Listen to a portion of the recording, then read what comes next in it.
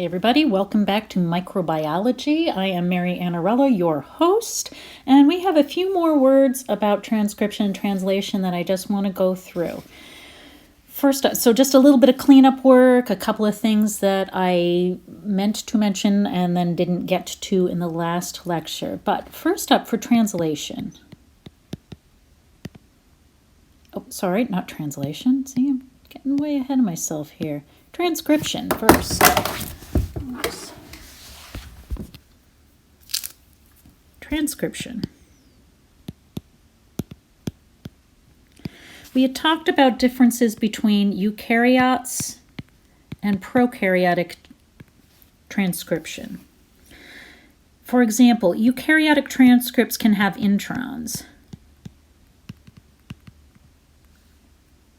Parts of the messenger RNA that are cut out before being translated into protein, whereas prokaryotes have no introns. There's another difference that I wanted to make mention of.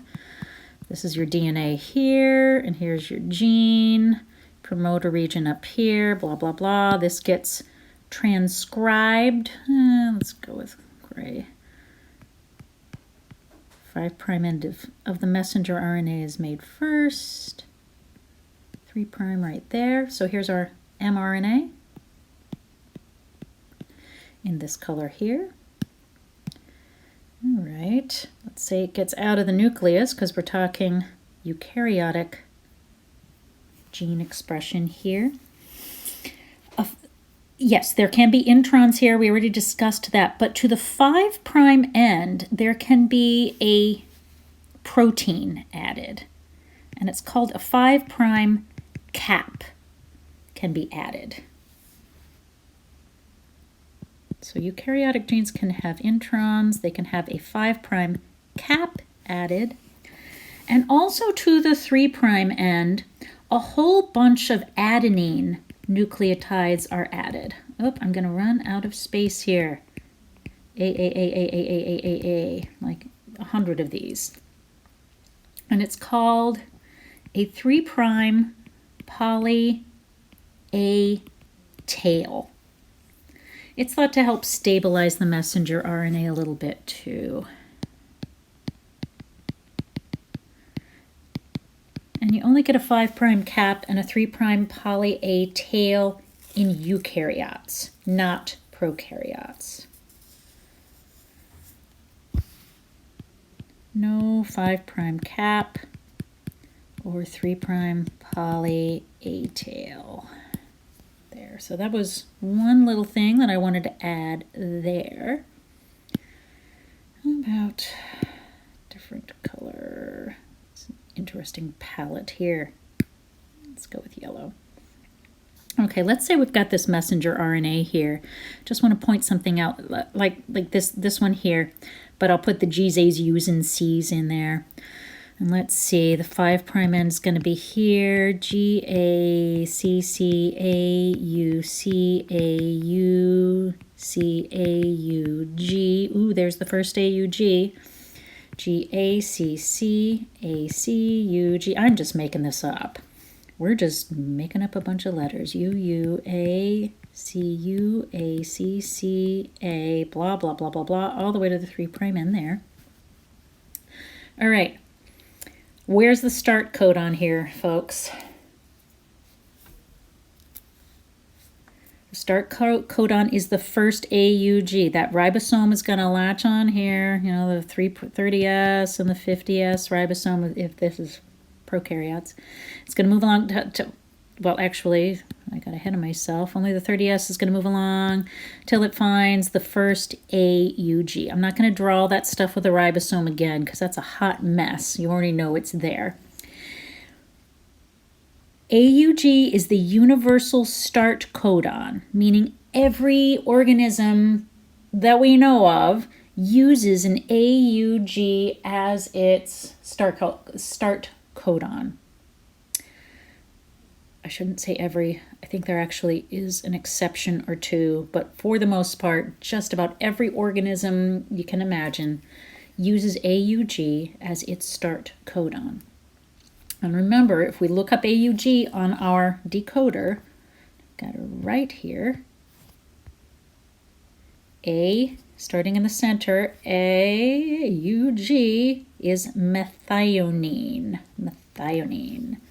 So this is going to give us a methionine. I'm just going to put meth right there. Ooh, I should do it in blue. Blue. Like we're cooking meth here. Breaking Bad. If anybody knows that show, you'd probably get it. Anywho. All right.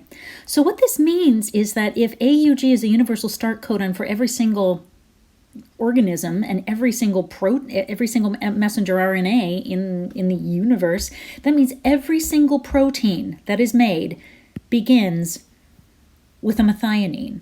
The first amino acid added to every single protein in the universe as it's being made, maybe it'll be cut off later, but when it's first being made, that first amino acid is always going to be a methionine. And I think that's really, really quite cool.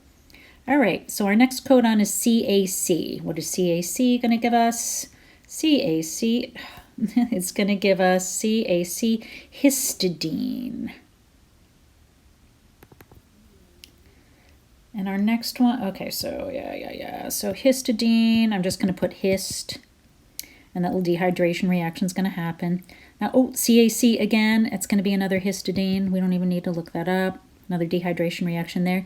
UGA is the next one. What's that going to be? UGA, that's a stop codon. That, I shouldn't do that.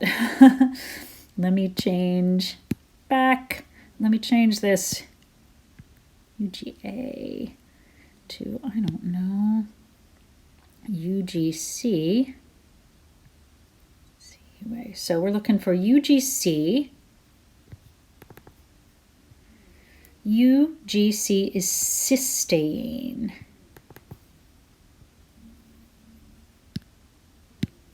And I'll just put cis. There we go, a little dehydration reaction there. Okay, now I got rid of the A there because UGA was giving us a stop codon and I don't want to stop just yet. So I changed it to a C and it gave us cysteine. If I changed it to a, what if I changed it to a U? What if that were a U? Let's look that up, UGU instead of UGC. UGU. Oh, look, it would be still be cysteine. Isn't that interesting?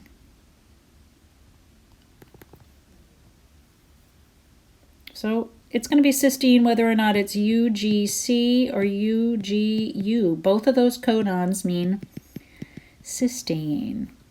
Let's look at another one. CUA. Yeah, next one is CUA. So we're looking up CUA. CUA gives us leucine.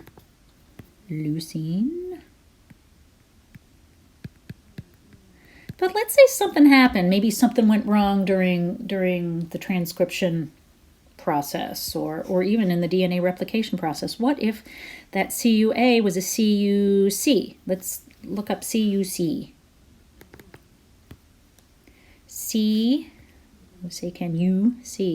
CUC is also leucine. Well, crap. We're getting the same amino acid. CUC is still going to be leucine. What if I changed it to... What if I changed it to CUU? That's still going to be leucine. Can you see that it doesn't matter what I change that third letter to? CU anything is going to give us leucine.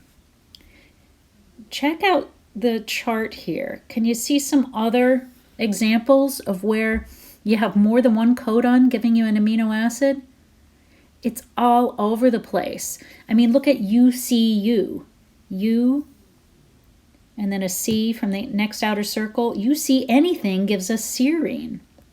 It's happening all over the place, and here's why. There are, let's see, 4 bases, right? G, A, U, and C. Combinations of 3 of them. So 4 to the 3rd power, that is 64 different codons. If you want to count them up on that wheel, go right ahead. Check my math. But there are only 20 different amino acids. So that means you're going to have more than one codon for the same amino acid. I mean, valaine's like that, alanine's like that, threonine's like that, arginine's like that, tons and tons of things tell the ribosome that it's got to add leucine, right? Like CUU, CUC, CUA, and CUG all mean leucine. We have a word that means this. We say that the code is redundant. When a person is redundant, it means they say the same thing over and over again, just different ways, and it kind of drives you nuts. Like they're very redundant. I can be very redundant. I say the same thing over and over again. The English language is very redundant. The English language can be very difficult for a lot of non-native English speakers to learn, in part because the English vocabulary is ridiculous compared to a lot of other languages. Like a friend of mine is from Germany, and she said that, English is so difficult to learn. I said, because the grammar structure is different from German. She said, no. Well, she said, yes, that's true. But she said, no, it's your vocabulary. She's like, in German, we have one word that means small.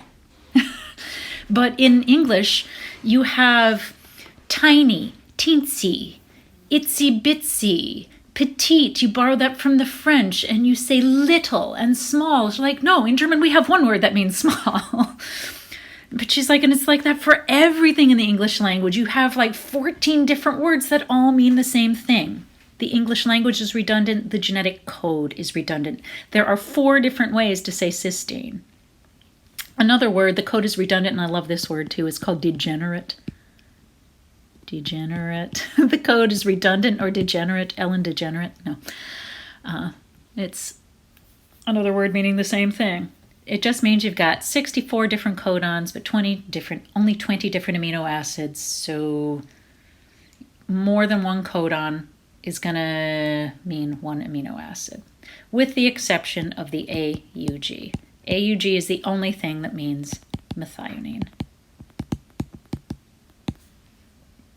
Alrighty, so we got that. So that means we're moving on to chapter 8.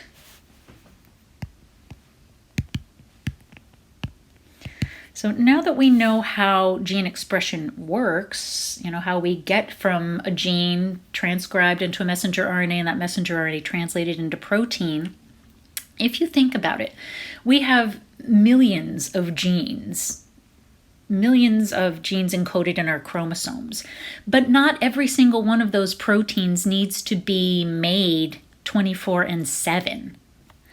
So sometimes if our cells don't need a particular protein, why on earth would our cells spend a whole bunch of time and energy making that protein? It doesn't make sense. So sometimes genes need to be turned off. Sometimes they need to be turned on.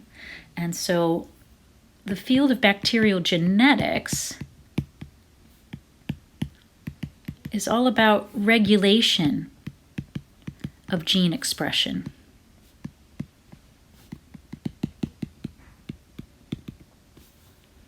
Sometimes bacteria need to have a protein made, and sometimes they don't need that protein anymore, and they don't want to waste their time and ATP making a protein they don't need. You only want to make the ones you do need. So let's open up our PowerPoint. Here we go. Translation. Bacterial genetics.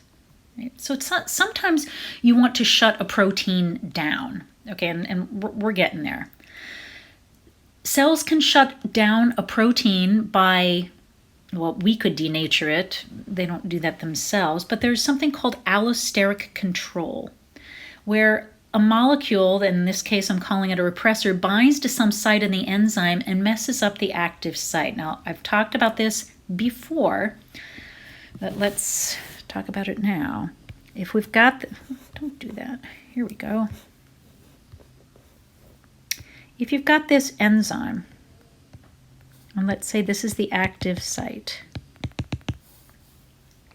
there might be another site on this enzyme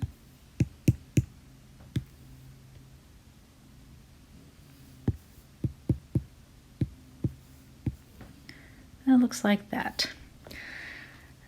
And this is not the active site. This is called an allosteric site. All right, now let's say that at this active site, this substrate binds, right? And that looks pretty obvious, like it's going to fit right in there. So this is our substrate. There might be some other molecule that binds to the allosteric site here. And if that happens, remember how I told you that when something binds to a protein, it can change the shape of the protein? We talked about that when I was talking about enzymes. Well, let's say that this molecule that binds to the allosteric site binds there. I'm going to pop it right in there. And as it binds, it's going to change the shape of the active site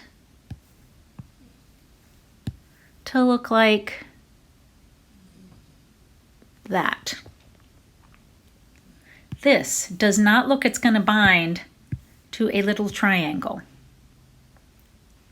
So it essentially, this binding of this molecule to the allosteric site changed the shape of the active site, so it shuts the enzyme down.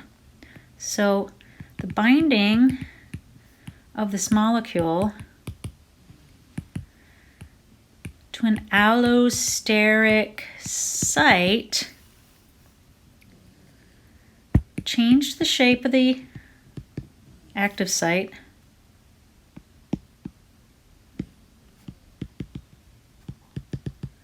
and shuts the enzyme down.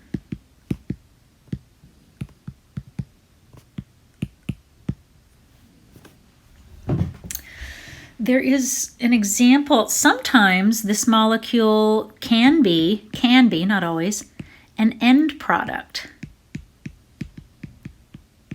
of some biochemical pathway. Like, let's say there's substance A and whatever this blue enzyme is here, enzyme Z, and it forms substance B.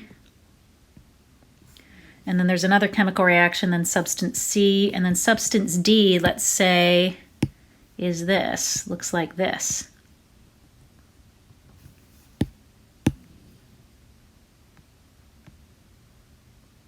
Here's our enzyme here. If D is the end product, and let's say, okay, the cell has already made a bunch of D and doesn't need any more of it, like, okay, we're done, stop making this. This end product will sometimes bind to the allosteric site, in this scenario, and shut down this enzyme so that this reaction isn't happening anymore. That's actually called negative feedback. It's a form of it.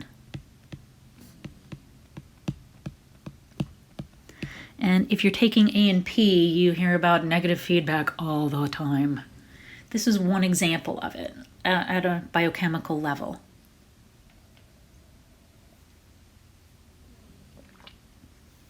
So in this case, we could kind of call this end product D turned out to be an inhibitor. An inhibitor, or sometimes, no, let's call it an inhibitor. Sometimes they're called repressors.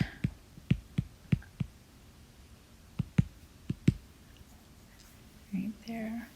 So that's just one thing, and it shuts down this enzyme.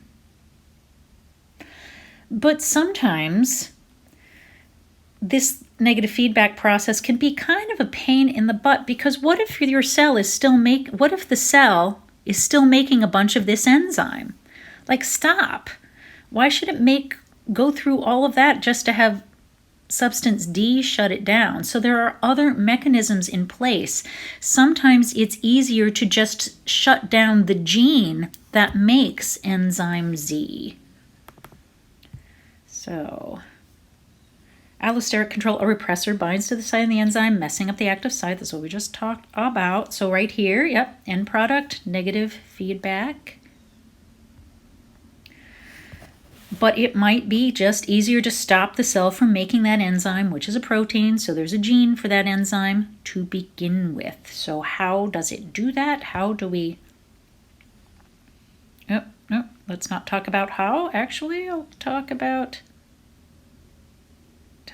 different types of enzyme expression needed. Let's just do... this is not working. Alrighty. Do a screenshot here.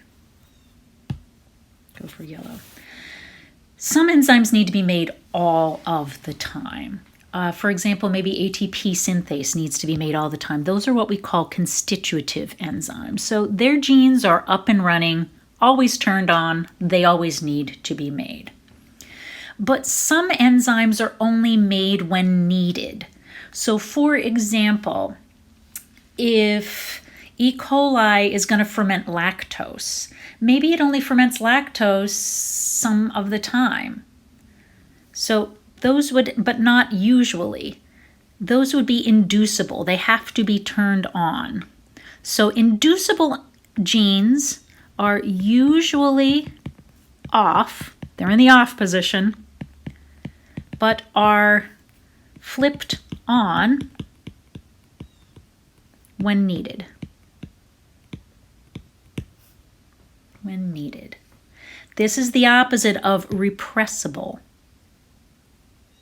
Repressible genes need to be open and up and running.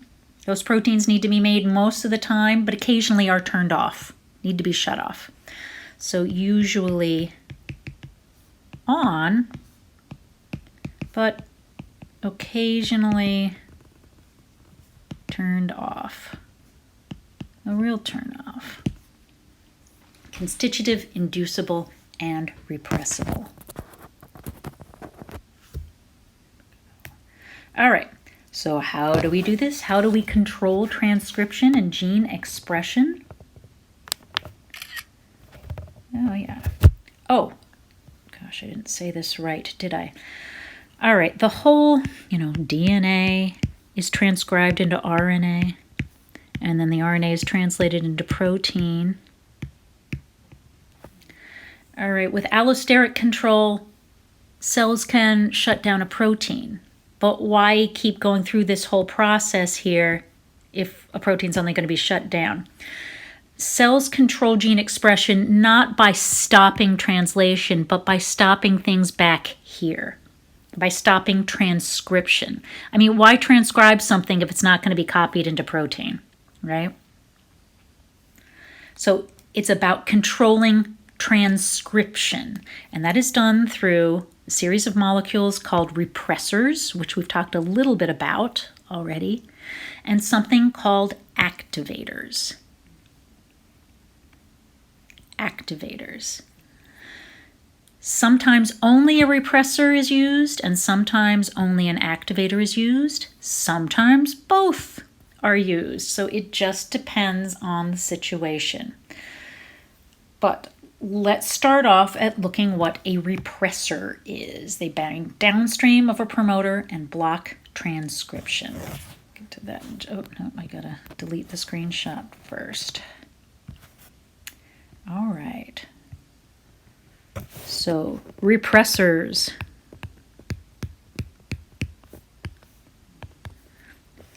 Repressors block transcription.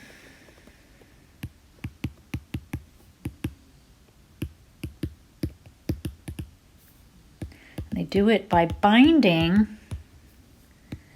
downstream of a gene promoter.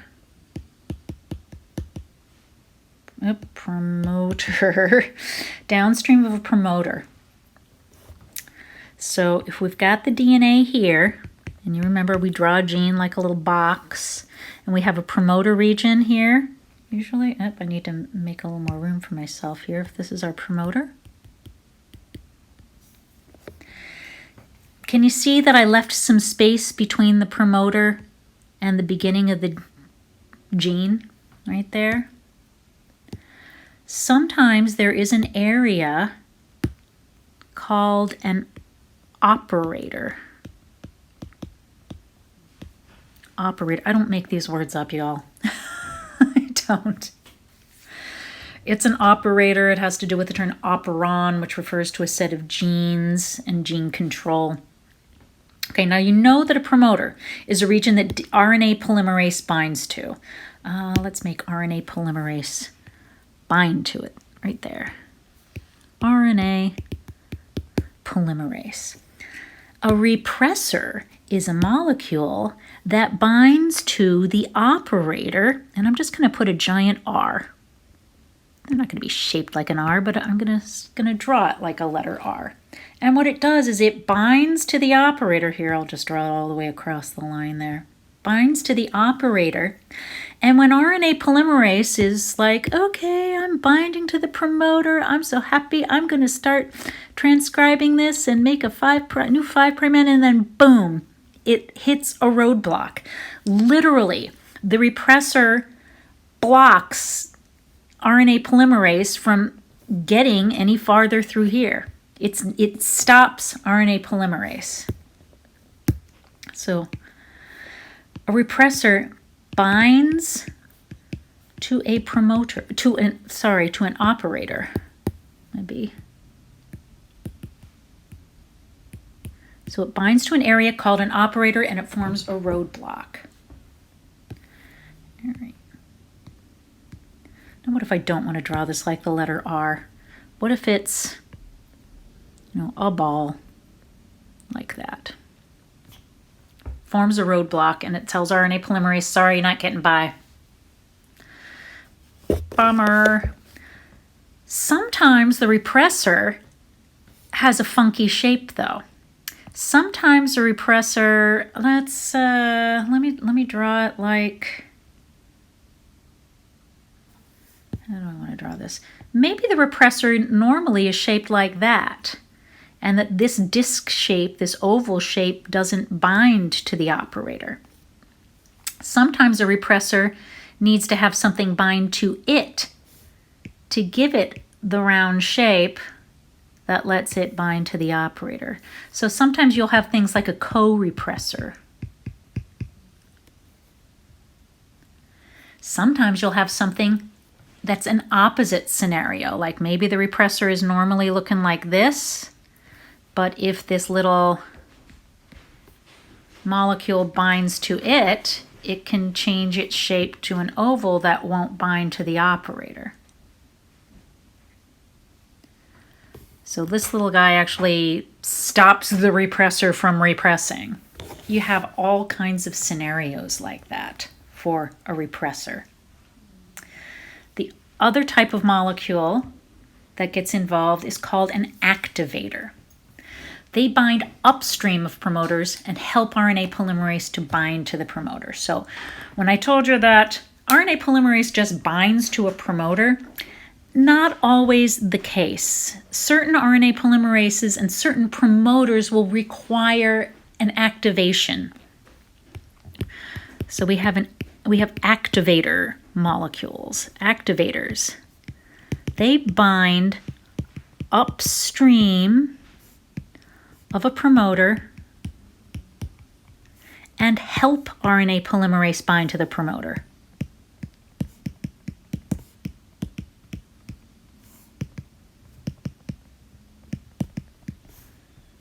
So if we've got our DNA here,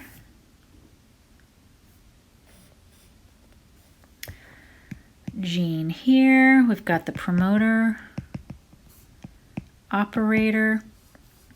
Remember that to the left is upstream of a gene and downstream is to the right. So an activator, we need a color for an activator. Let's make it green.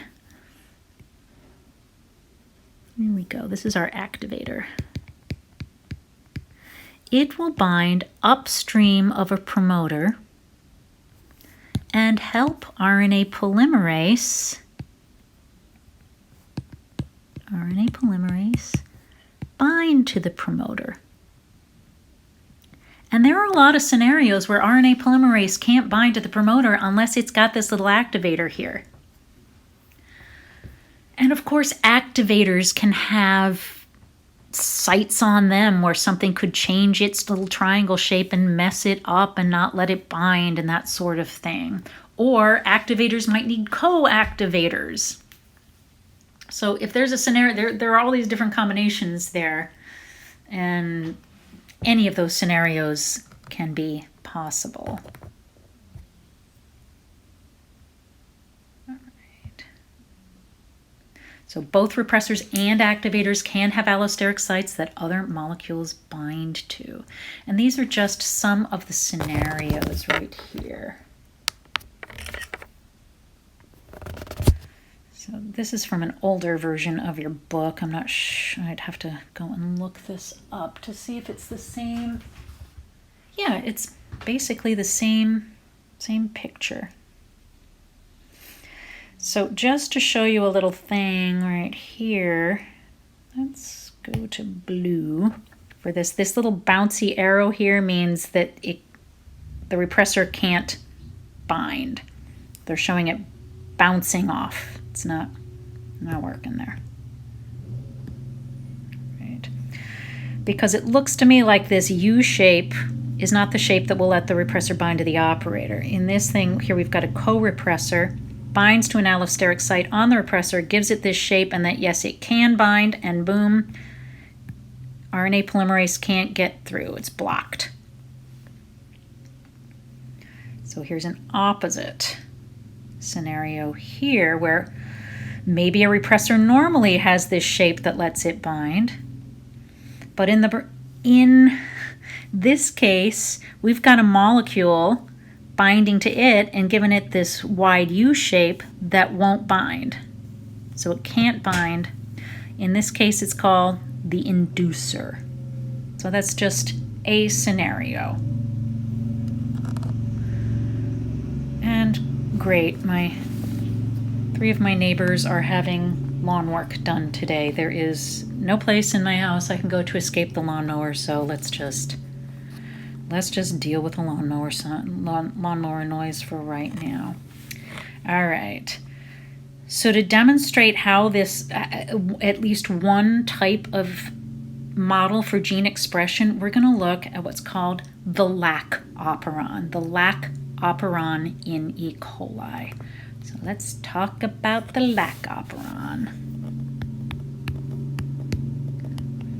Okay, first of all, what the heck is an operon? An operon is a set of genes.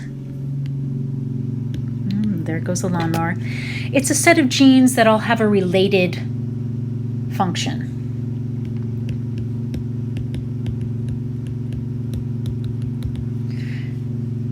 Set of genes that are all next to each other. And of course, they're idling the rider mower next to me.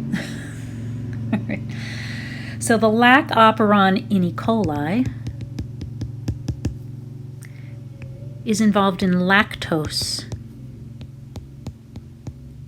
fermentation. Oh wow, they shut it off. Yay. Blissful quiet here.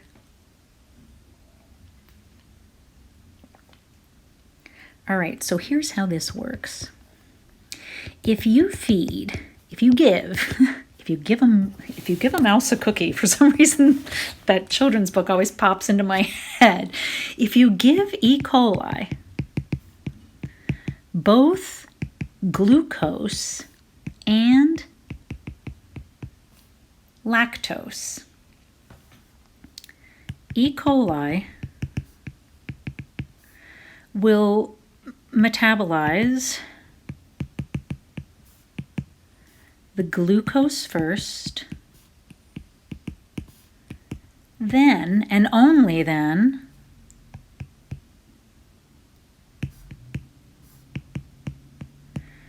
and then ferment the lactose when the glucose is all gone. So it's kind of like this. My mother likes both brownies and ice cream. She does. But if she has both brownies and ice cream in the house, my mom will eat the brownies first, because who wouldn't? No, because she loves brownies. But only when the brownies are basically almost gone or gone, then she'll eat the ice cream. So my mom likes both brownies and ice cream, but she's going to eat up all those brownies first. And when they're gone, then she'll go for the ice cream. So E. coli is kind of like that with glucose and lactose. And here's how it works. There are certain conditions that need to be met in order to get the lac operon genes expressed. So let's go for blue with the lac operon. There are several genes, three genes in the lac operon, and yes, it's polycistronic. There is the promoter region, and there is an operator right there.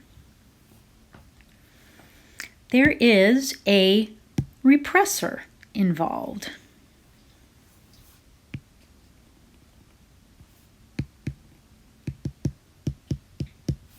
And that repressor normally sits right on the operator.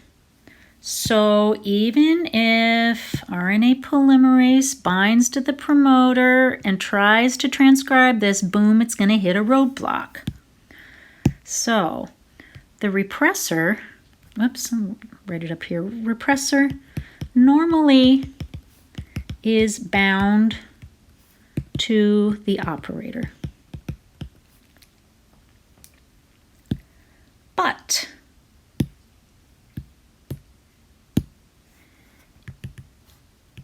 if lactose is present, in the media or in E. coli's environment, some lactose gets converted to a molecule called allolactose. And let's say allolactose is this little blue ball. Allolactose binds to the repressor, and it prevents the repressor from binding to the operator.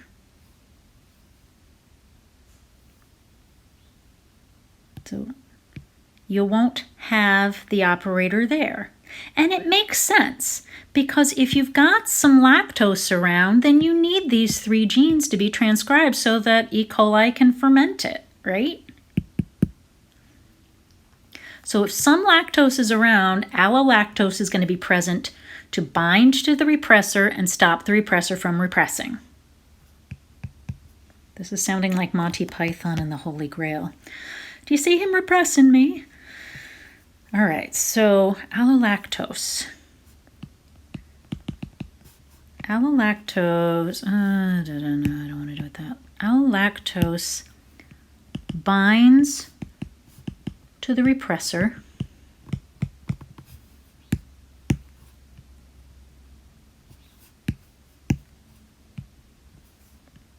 and stops the repressor from binding to the operator. I'm just going to write opera. So transcription should be, so RNA polymerase should be able to transcribe. But here's the problem. RNA polymerase still needs a little bit of help when it comes to binding to the promoter.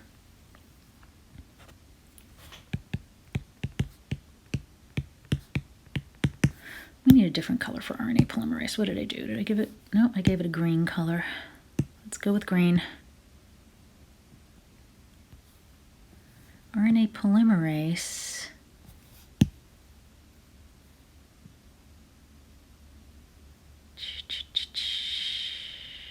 black to blue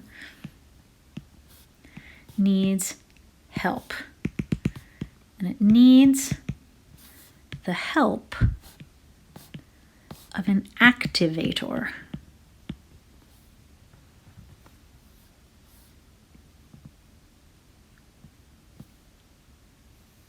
And the activator is called catabolite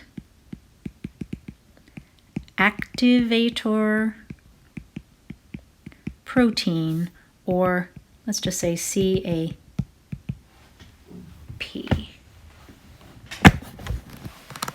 All right, let's take a look at this slide here.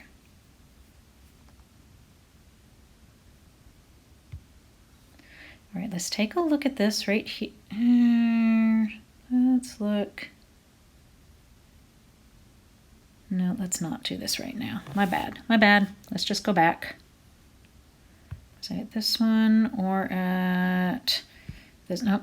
That's just the general one. I'm sorry, I'm just a little discombobulated here. All right.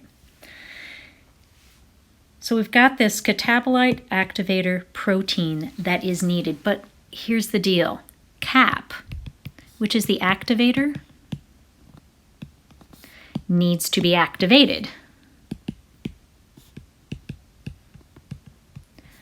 by a molecule called cyclic AMP, or yes, CAMP. This is high CAMP.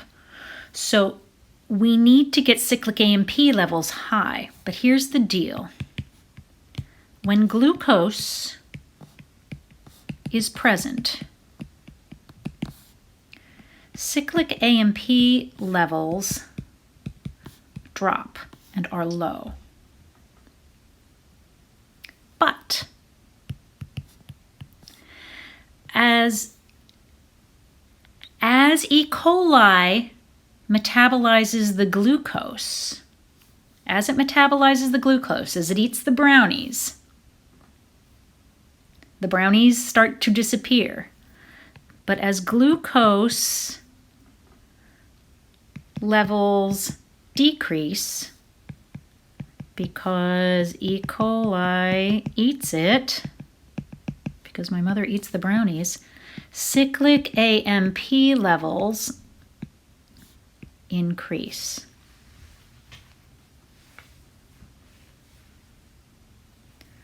When cyclic AMP levels increase, and that's what these brackets for, levels, concentration, increase, there is enough cyclic AMP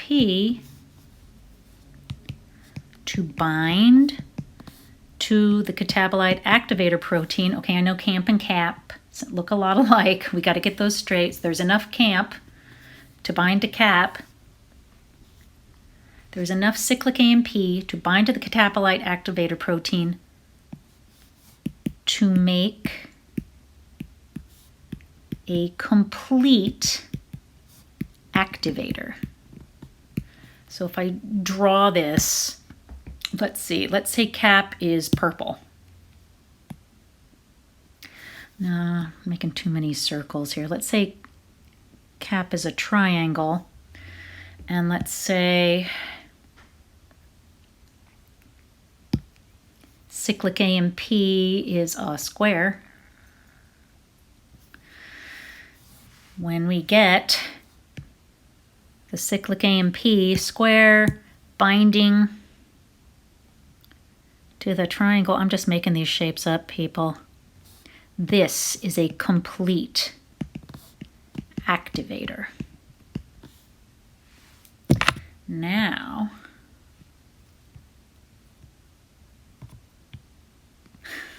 we can go way back up to the lac-operon and have our complete activator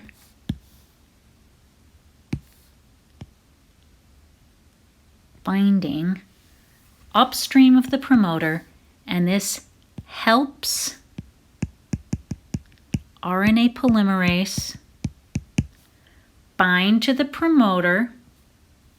The presence of allolactose up here keeps the repressor from binding to the operator so that RNA polymerase is free to go ahead and transcribe the whole thing. So you need two things to happen. I know this is complicated. Go through it a couple of times, but let's do a recap. Two things need to happen in order to get the lac operon genes expressed.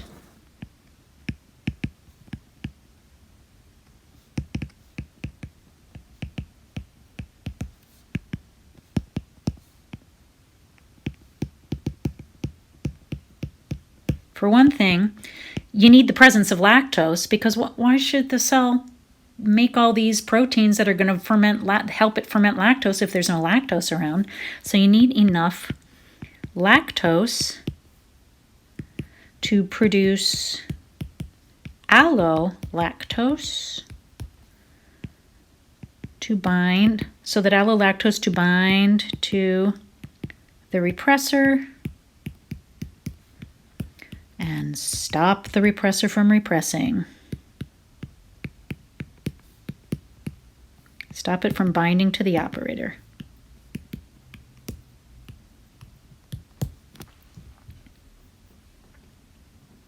It's allolactose that binds to the repressor and keeps the repressor from binding to the operator. So you got to get that repressor off the operator.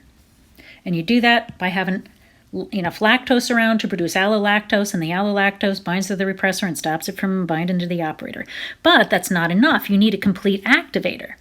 You need glucose levels to be low enough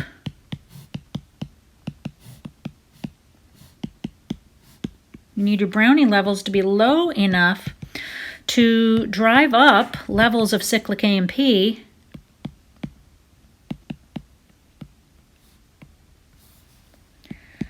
so that cyclic AMP can bind to CAP